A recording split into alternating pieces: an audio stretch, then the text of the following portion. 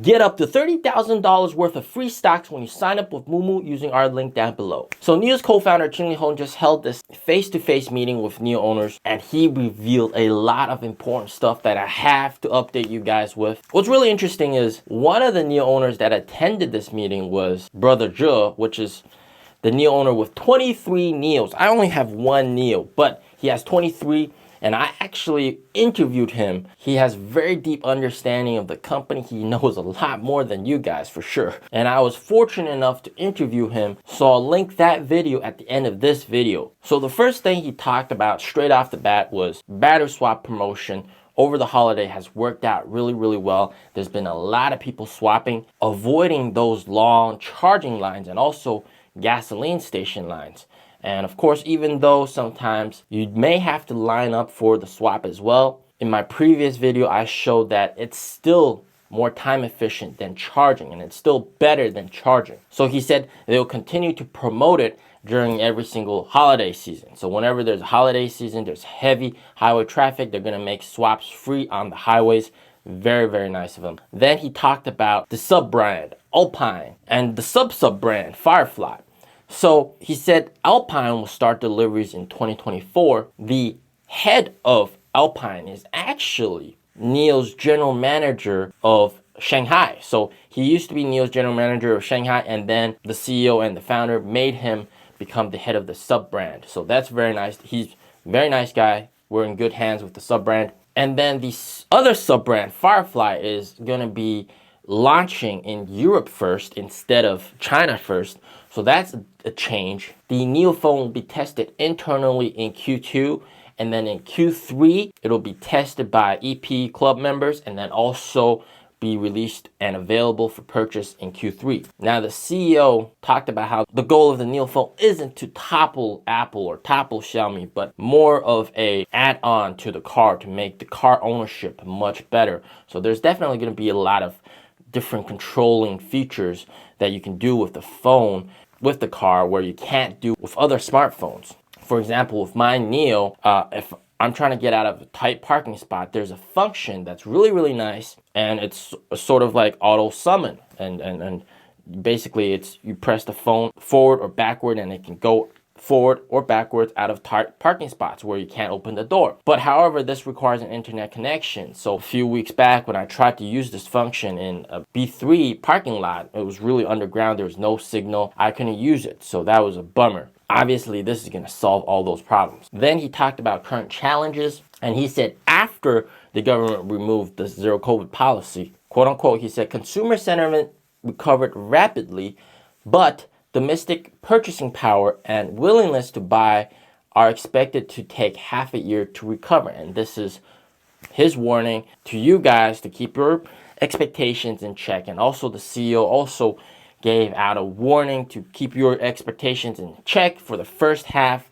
we might see some sales decline. I think just to interject one point, people throw around the word reopening as if all of a sudden things are getting much better. But you guys got to understand, during the past 3 years with zero COVID, as long as there wasn't COVID, everything was pretty much normal, right? Businesses were doing well, companies doing well, NIO's doing well, lots of deliveries, lots of customers checking out, shopping malls were packed. The only problem is if there was a few cases of COVID, things would be paused. So it's not like economic activity was crap when zero COVID policy existed. All right, so it's gonna take a while for people to get used to COVID and get adapted. And if you look outside, everybody's still wearing masks. Give it some time. He talked about during Shanghai last year, April, March. I warned you guys about it. He said over 9,800 employees were locked in their homes. They couldn't do anything. They couldn't get outside. And especially the quality control department, and that really hindered their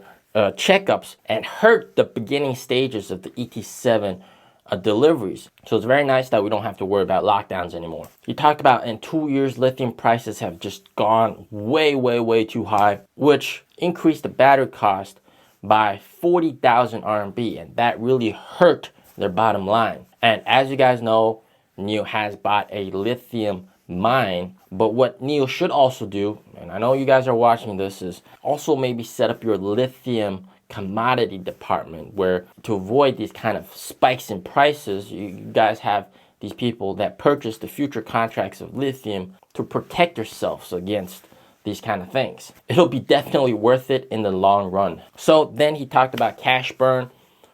You guys like this topic? Now, I've always stated that cash burn is something that really worries me a lot, because with the free swaps, the NIO manager did a calculation with me. NIO's burning about 4 million RMB per day on free swaps just to give out those free swaps. According to the co-founder, Jinli Hong, this battery swap and NIO houses aren't the main sources of cash burn. It's minuscule compared to R&D, which is their main source of cash burn that burns a ton of cash. And if you look at the things that they're doing behind the scenes, right, not only are they developing new NT 2.0 cars, they're putting R&D in for NT 3.0 cars, and then also they're developing the phones, the watches, all sorts of other stuff. So there's a lot of money poured into R&D, and it's important that they do this. In previous video where we talked about NIO's message to employees, he revealed how products are getting more homogeneous and harder to differentiate. And it's very true.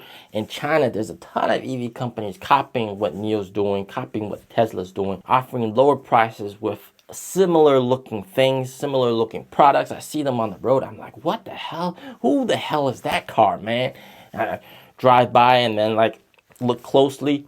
Oh, that's a Voya. That's a Netta. What? Why are there so many of these on the road? If you guys are confused, don't worry. I've been working several weeks on a comprehensive EV price war cheat sheet for you guys that compares all the prices of all the EVs here in China. And you guys can visualize it. You guys can change it as well. So I'll be offering that to download for you guys soon. All you got to do is subscribe, hit the bell, turn on all notifications, and I'll drop that as soon as I get done with all the other EVs that needs to be added to the list. So then he had some Q&A. A NIO owner asked, will there be a performance version of the ET5? And the co-founder's response to that is, unfortunately, there won't be a performance version of the ET5, but there will be a wagon version of the ET5 wagon. And he said during his trip to Europe with NIO CEO William Li, they drove around in the ET7 across Europe, and what they noticed is there's a lot of station wagon cars in Europe. He said that made them think about making an ET5 wagon, and they're coming out with that. There's already pictures of it online, and that's going to be released to the European market first. So if you guys are watching this in Europe, you got to buy a NIO, man. The next question, will the vehicle be further significantly upgraded, or in other words, will NIO offer more upgrades to the existing vehicles? As you guys can know, NT 1.0 cars can get chip and camera upgrades, as well as interior upgrades, as well as screen upgrades, NOMI upgrades, all sorts of stuff. And on top of that, of course, battery upgrades, which makes it very nice to become a NIO owner. And this is the co-founder's response. They have planned to keep continuous updates for 15 years. And constantly explore the boundaries of the product hardware. NIO is ready for organization and budget. Therefore, it will not promote the replacement of new cars by stopping maintenance and upgrading. That is a very interesting key point. And that basically just tells you why you should buy a NIO, right? You don't have to buy another car. You can keep it for a very long time. There's battery degradation. Don't have to worry about that. With Teslas, you drive it for a few years. Battery degrades. System gets old. You have to buy a new Tesla. Bad for the customers, but might be good for the shareholders. NIO, you don't have to do that. You buy one NIO, you drive it for 10 plus years, no problems at all. Good for the owners, maybe not so good for the shareholders, because existing customers don't have to buy a new one. But of course, if you're rich AF, like the NIO owner of 23 NIOs, yeah, go ahead, buy as many as you want. So then he talked about product ecosystem. Of course, there's going to be more products in the whole entire ecosystem. Not only smartphone and watches, but AR glasses as well, and other wearables that they're going to be doing R&D on. Very nice. And then we got our boy Michael Pu. He is the general manager of NIO in Beijing. I have his personal contact information, and we chat regularly. And also, I've actually done an interview with him a long time ago, about like one year ago, maybe 1.5 years ago. I'll link that at the end of this video as well. Very nice guy, has very good English as well. So he talked about how the 3rd generation swap station has a max swapping capacity of 441 vehicles per day. So that's like swap nonstop. You can do 441, which is 1.5 times higher than the second generation swap station and 4 times higher than the first generation swap station. They will further push swap stations. And then he talked about how they've prioritized customer satisfaction and after sales experience, and they've done a lot of surveys. I've actually also done these surveys myself as well. Those surveys show that customer satisfaction is very, very high. And of course, if you're going to be a NIO owner, you're going to be very satisfied. You should buy a NIO for sure. And he talked about how they're going to launch 4 new NIO houses in Beijing. Whew, that's a lot. Right now, there's 3 NIO houses in Beijing. 4 more, that's going to push it up to 7. That is very nice. He's a very nice guy. Anyways, check out these 2 videos. Interview with the NIO owner with 23 NIOs and also my interview with Michael Poo. Stay safe, stay healthy. Peace out.